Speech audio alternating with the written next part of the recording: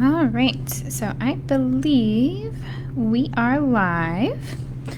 And welcome to today's Tech Talk, which is a little bit different than our previous Tech Talks. Usually I have a presentation and I talk you through it. Today we're kind of doing things in real time and taking a look at Zoom.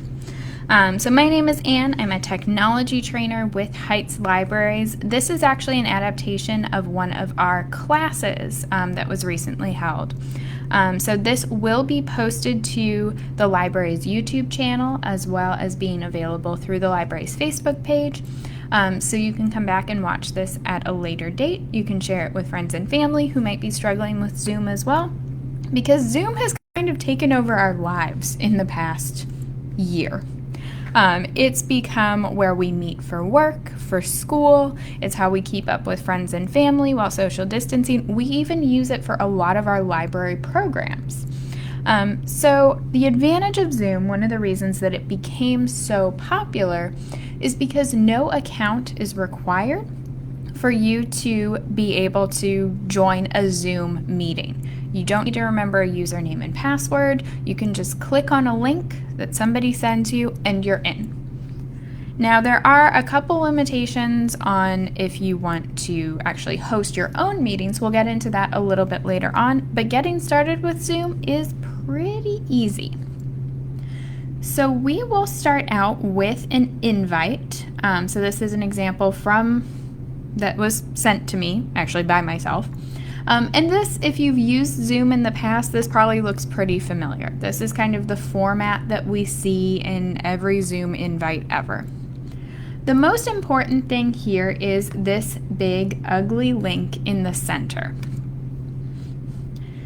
So this is what we'll actually use to access the Zoom meeting. And in my case, this computer hasn't been used for Zoom before. So if you are just getting started, if you haven't tried out Zoom in the past, then this will walk you through step by step how to actually get it onto your computer and get started. So I am going to go ahead and copy this web address. You can also use Control-C, the keyboard shortcut. And I need to come back to this email later, so I will open up a new tab and paste it.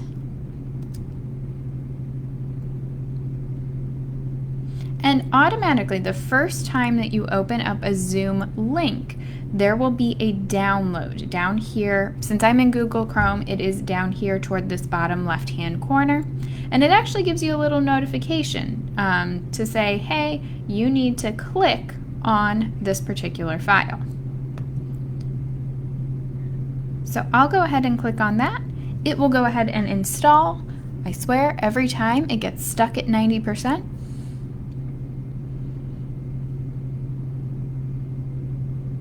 As it creeps its way along. I should also mention that my coworker Jackie is in the chat on this Facebook Live event. She'll be able to answer any of your questions, but it looks like we're ready to get into our meeting. So we are able to put in the name that you want to show up within your Zoom meeting. So this may vary depending on the meeting that you're actually attending. You might go by one name at work. You might go by a nickname with your friends and family. You might have, Ms. or Mr. So-and-so if you're a teacher in a class. So you can put in whatever name you want. I'm not going to remember this for future meetings. Maybe someone else uses my computer. I wouldn't be able to change it every time. But I'm going to go ahead and click on Join Meeting. And typically we will see this screen when we join the meeting initially. That means that we are currently in the waiting room. It's kind of like waiting for the meeting host to unlock the meeting room doors and let us in. So I will get admitted here. And the first time that you join a meeting, it will ask you how you want to join. Generally, when we're using a computer, we do want to join with computer audio. That means that it will play through your speakers or through your headphones and will use the microphone that's attached to your computer. So that is what we want to use. And before I click on that, actually, there is an automatically join audio by computer when joining a meeting checkbox down here at the bottom. If you know you're going to use computer audio every time, you can check that. You never have to see this box again. Makes your life a little easier. So I will join with computer audio. And this is the typical interface that we see for a Zoom meeting. So this is what you see kind of the vast majority of the time. There's this bar of options across the bottom, and we will get through as many of those as possible today. So the first thing is mute. Right now I am speaking, and you can actually see that little green bar kind of go up and down in my microphone. That means that if someone else is in the meeting with me, they would be able to hear me, which is great. Generally, you want people to hear you unless there's a lot of background noise or you're not the one currently speaking, in which case I can always mute myself by clicking on this button. And it does let me know that I am muted. It's saying that message because it can sense that I'm talking and wants to make sure that I didn't accidentally mute myself. If I want to turn my microphone back on, all I need to go to is click on unmute, and it's reading my voice again. I'll mute it again though. We also have the option for starting video. So I'm on a laptop today that has a built-in webcam. If you are on a smartphone or a tablet, you will have this option as well. Or if you have a webcam that plugs into your computer too, you should have the option to start video. So if I click on start video, my video shows up. And if I don't want to be seen by people anymore, I can click on stop video. We also can see the number of participants here along the bottom. If I click on that, I am able to see it's me and then the actual host. And I do have the option to not just talk with people, not just use my microphone, not just turn on my video, but actually type messages out to other people in the meeting. That's under this chat icon. So that does open up this chat window, and I'm able to type in a message and send it by pressing enter. This is kind of similar to if you use text messaging at all or Facebook Messenger. It's a very, very similar process. Another handy thing that Zoom offers is sharing your screen, which is going to be a little meta because I'm already sharing my screen to Facebook Live. But I can share my screen to everyone within this Zoom meeting. This is helpful if you are sharing a video, if maybe you're teaching a class or giving a lecture or presenting PowerPoint slides. This is how you would do that. This is also helpful if you are getting assistance with technology, for example. If someone needs to be able to walk you through step by step in some sort of process, they probably need to be able to see your screen to point you in the right direction. So I will go ahead and click on share screen. I know this is a question a lot of our patrons have been having because it's a really handy feature of Zoom. And when I click on share screen, it gives me the option to share my entire screen, everything that's going on, all of the different programs that are currently open on my computer. I can also choose to share just one particular program. So this is helpful if you are just sharing those PowerPoint slides, for example. You would be able to choose PowerPoint if I had PowerPoint open, which I don't right now. But you would want to make sure that's open before you screen share. You'd be able to select it, and then you would be able to just see those slides. You can't see your messy desktop or the comments that are coming in from participants. It's just those PowerPoint slides. A couple other handy features with screen sharing is if you are playing a video or playing music within your meeting, you will want to check share sound. That means that it will be coming from your computer rather than being fed through your microphone. Sometimes you get a lot of distortion that way. Sharing your sound makes sure you have the best quality of sound for your participants. And there's also the option to optimize for video clips. So if you are playing a video, again in a class or a meeting, you will want to choose this option. It makes sure that everything is much smoother. And actually, I've discovered if you check optimize for video clip, it automatically shares your sound too, which kind of makes sense. Now I'm going to take share sound off, actually both of these, so we don't get too much feedback in this. And when I go to share, it actually shows my screen. Up at the top, I do have some additional options. So if I wanted to stop sharing, for example, I can click on Stop Share, and we're back to just the regular Zoom interface. Our next option down along the bottom is Reactions. So if you click on that, you do get a variety of reactions. So you can give someone a thumbs up if you appreciate what they're saying. You can send a heart, kind of similar to sending emojis in text format or through Facebook Messenger or any other chatting program. You can also raise your hand. This is helpful in large meetings when you're waiting to be called on, or in classes as well. So you can always raise your hand and lower it again too. Another thing that comes up often with Zoom is how you can change this view. So right now, the other computer that's actually the host for this meeting, it doesn't have a webcam. So we just see their name in the center. And if I turn on my video again, hello, you can see that I am up here at the top. Now, if I want to see us more kind of side by side, if I want to see everyone that's in the meeting, not just the person that's talking, I can go to this view option up here at the top. Then, right now I'm in speaker view, so this larger view in the center is where the person who's speaking should end up. It's a little bit different on mine because there are only 2 people. But if I go to gallery view, then we are side by side and we can get 9, 10, 12, 20 plus people on just a single screen. Our videos will get much, much smaller. I can actually talk with my hands now when my video's on. But all of those will be listed. I'm going to turn my video back off. Once we are finished with this particular meeting, we can leave. That is this red leave button over here.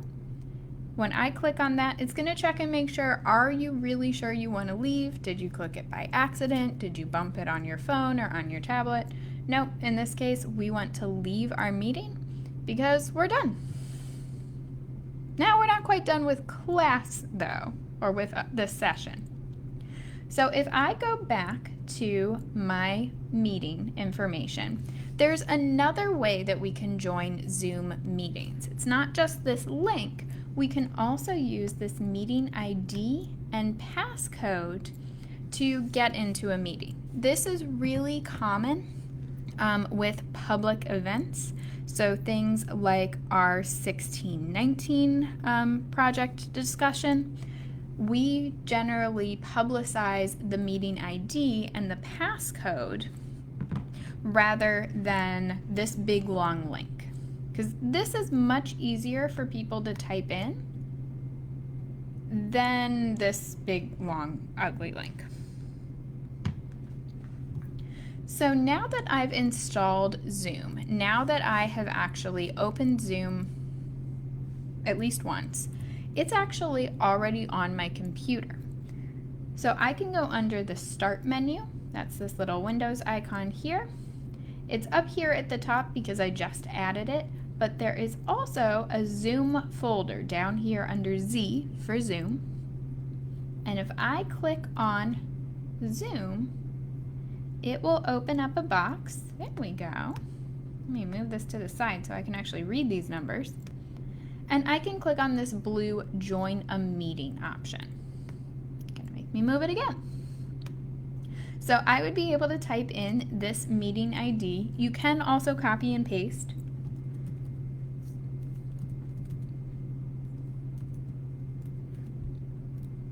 Here again, we have the option to include your name or change your name, whether or not you want it to be remembered.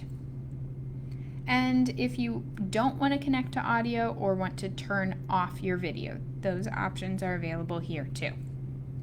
But I'll go ahead and go to join. It is going to ask me for that passcode.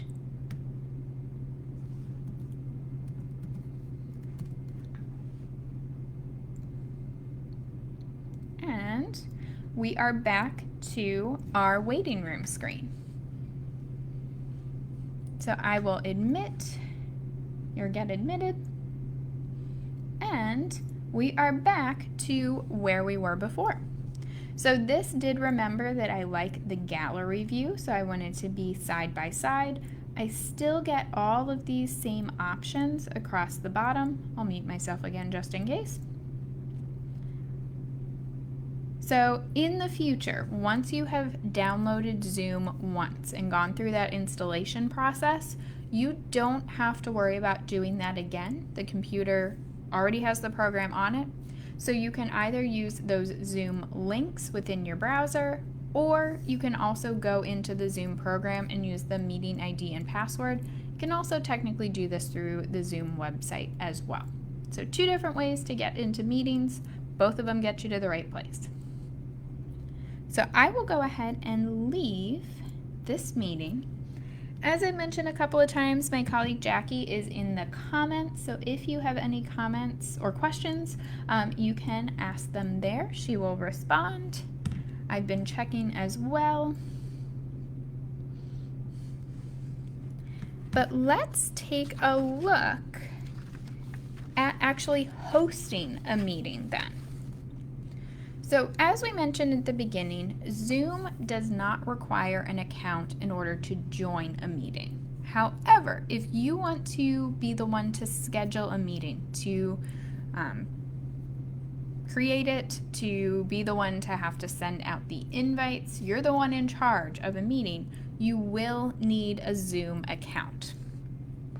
Free accounts are available. You can sign up for that with just a email address and password, but there are some limitations on that.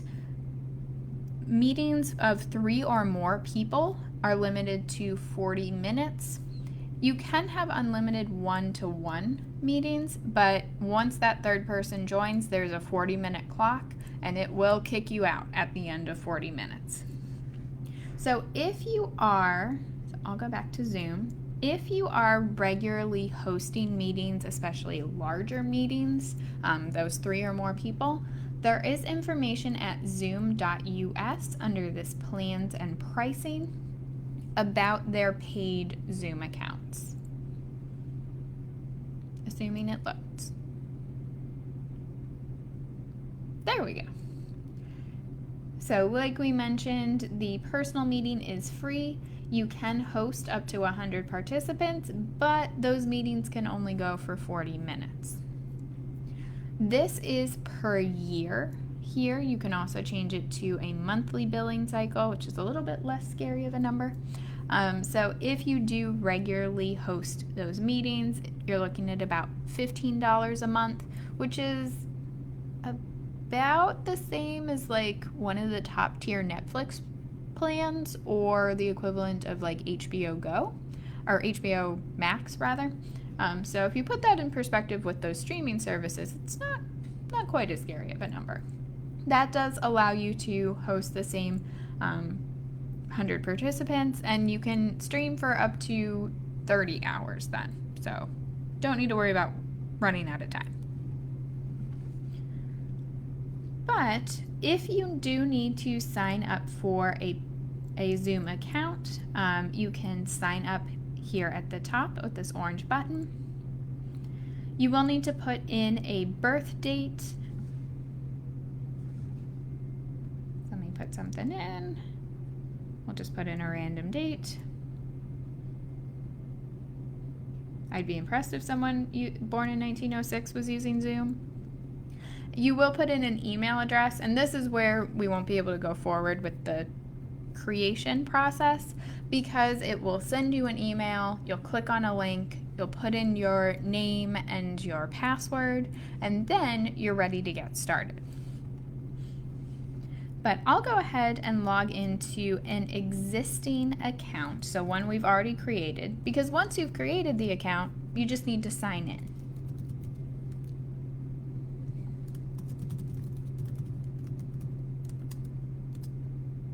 Did I type it correctly? I did. All right.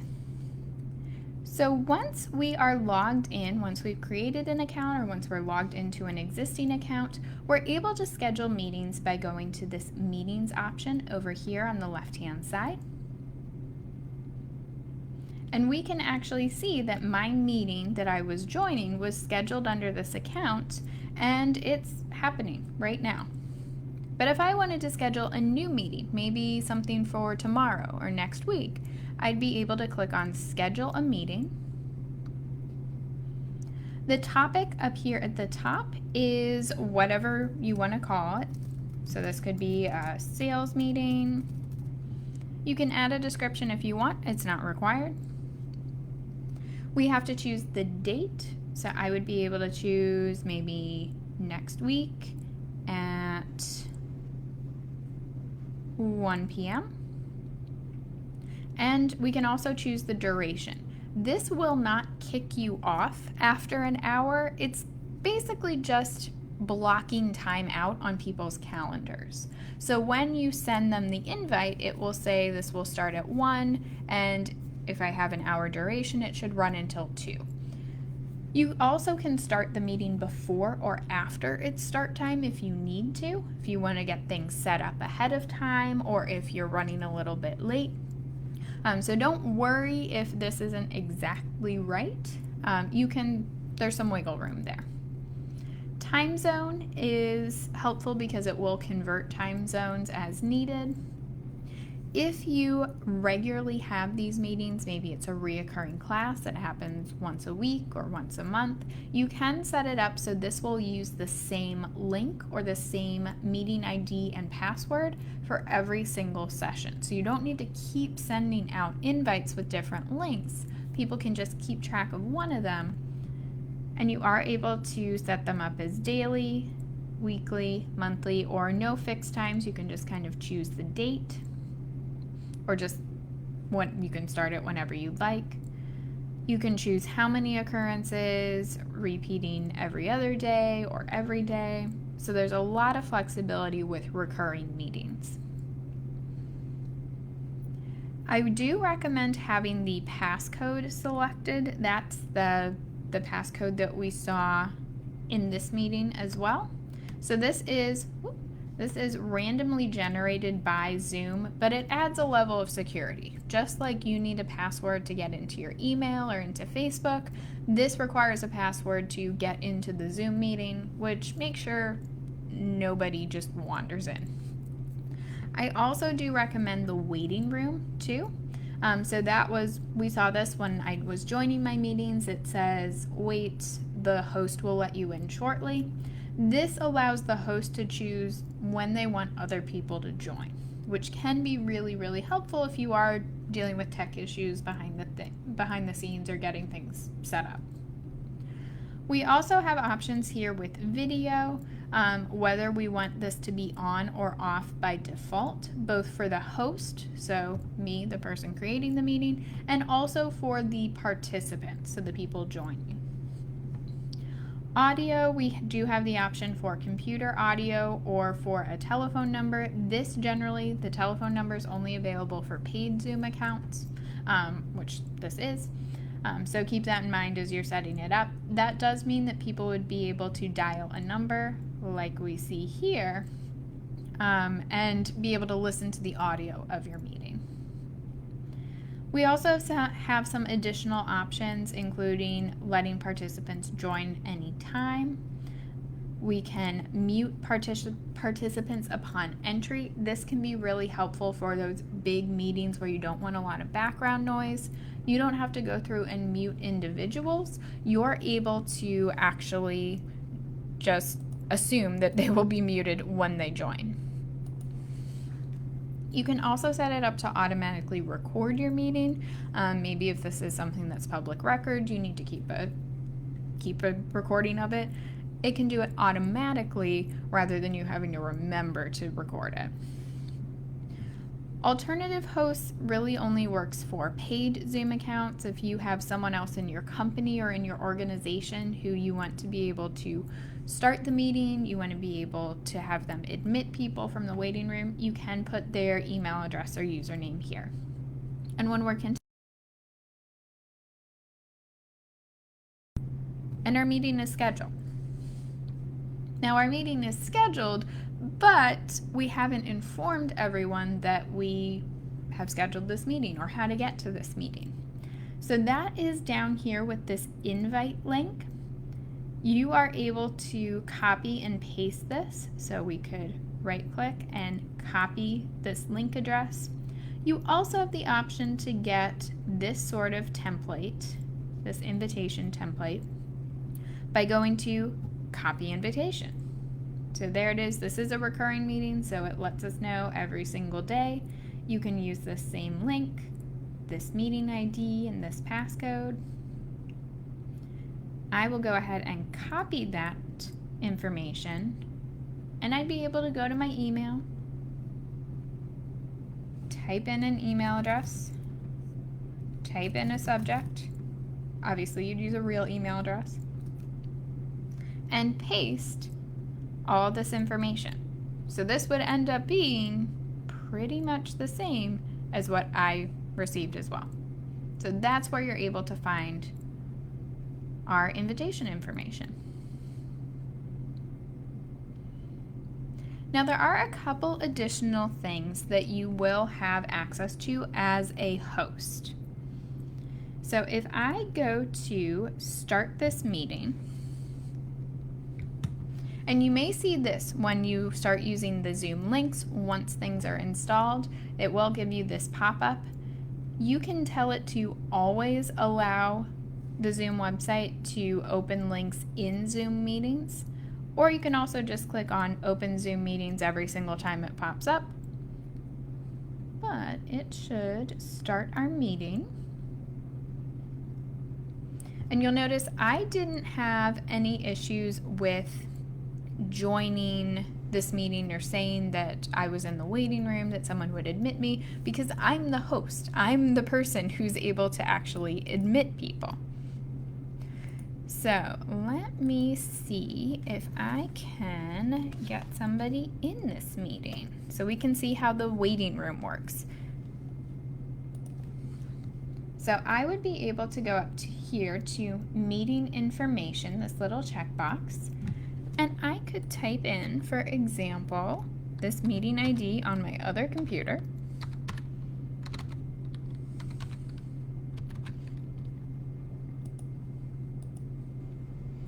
And our passcode.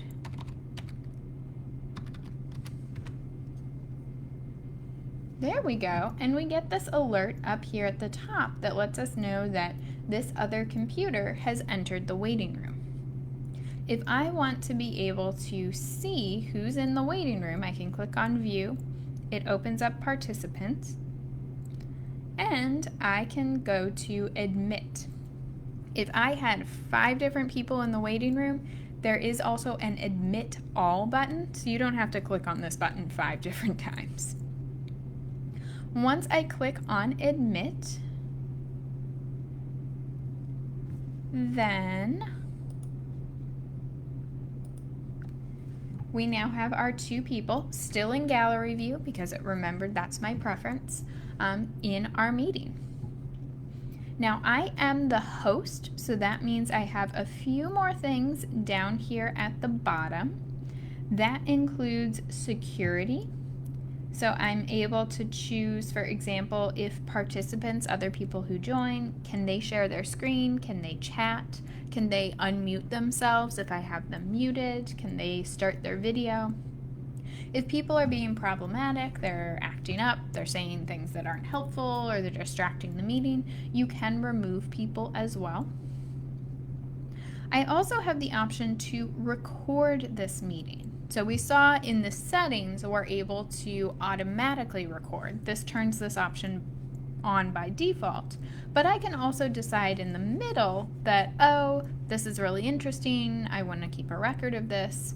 You should inform your participants that you are recording them at that point.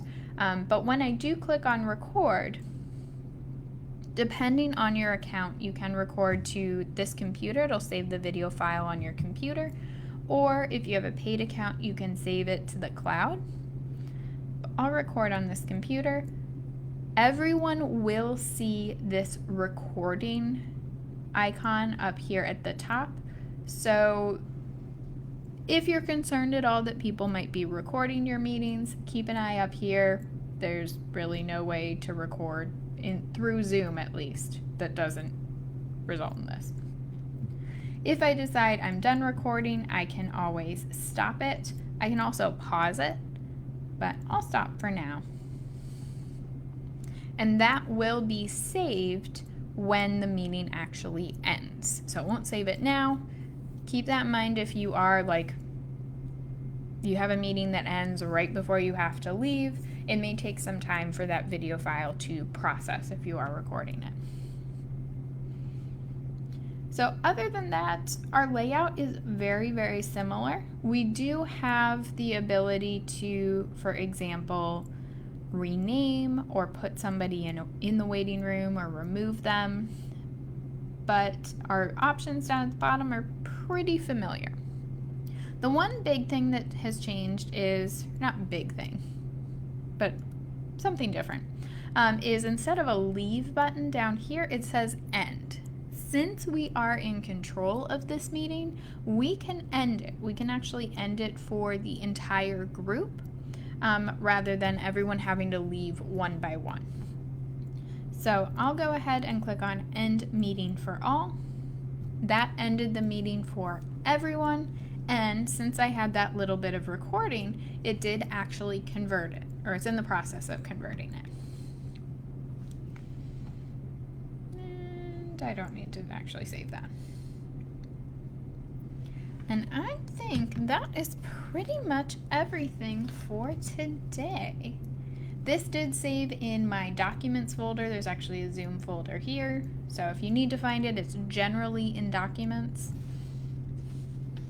Let me double check my handout.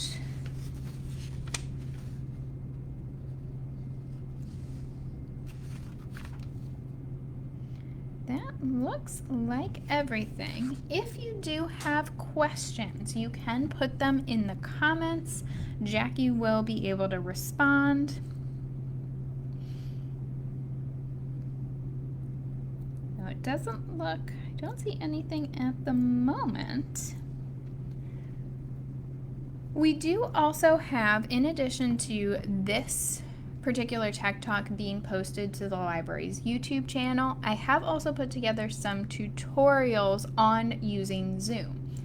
So they are pretty similar to what we've talked about today. They're a little bit faster though, so if you need kind of a quick review, those might be something to check out. Those are available, like I mentioned, on the library's YouTube channel. All of the Tech Talks and Appy Hour sessions that we have done through Facebook Live are also available there. And you can check out our archive of things that we've talked about, whether it's digital wellness apps or learning from home or cutting the cord. All of those different topics are available on Facebook Live as well. So you can check out the library's Facebook page and then click on the Live tab to see what we've done in the past. We are here, we've scaled back a little bit. We're here every other week with Facebook Live sessions. We do also have some virtual classes that we are offering. Information about that is on the library's website, heightslibrary.org. But I think if there are no other questions, still not seeing anything, we will go ahead and wrap this up, and thanks for watching.